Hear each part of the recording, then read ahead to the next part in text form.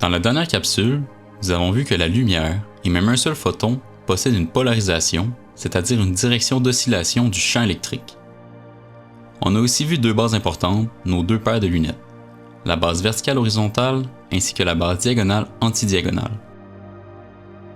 Maintenant, posons-nous une question très simple. Voici un photon polarisé en diagonale. Sa polarisation est-elle verticale? Non. Est-elle horizontale? Non plus. Alors du point de vue de la base verticale horizontale, dans quelle direction est-elle? Autrement dit, en enfilant nos lunettes qui nous permettent uniquement de voir les polarisations horizontales et verticales, comment voit-on le photon? La réponse à cette question nous amène à parler de superposition d'états. Par simplicité, oublions le photon et regardons simplement la direction de sa polarisation. Nous pouvons très bien décomposer notre flèche de polarisation en deux morceaux, une partie horizontale et une partie verticale. On peut voir cette décomposition comme une description de ce qu'est une ligne diagonale. Prenons les échecs par exemple. Aux échecs, le fou peut uniquement se déplacer diagonalement.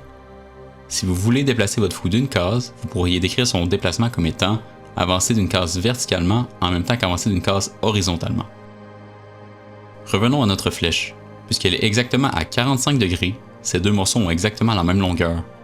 En d'autres mots, la partie verticale et horizontale sont égales.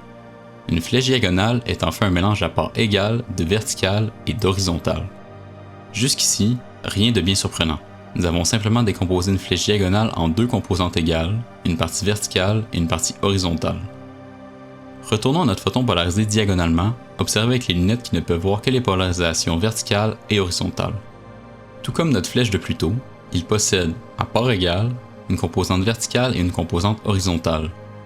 Ainsi, pour décrire sa polarisation avec nos lunettes de la base verticale horizontale, on dit qu'il se trouve en superposition d'états et ce, à parts égales entre les états polarisation verticale et polarisation horizontale.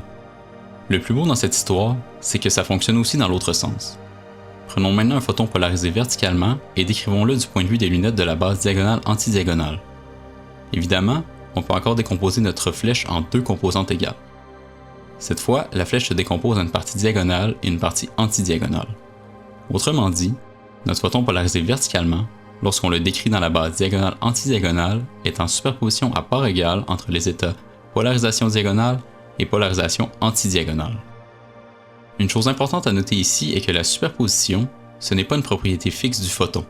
Ça dépend de la base, de la paire de lunettes utilisée. Un même photon qui est parfaitement défini dans une base est nécessairement en superposition dans l'autre base.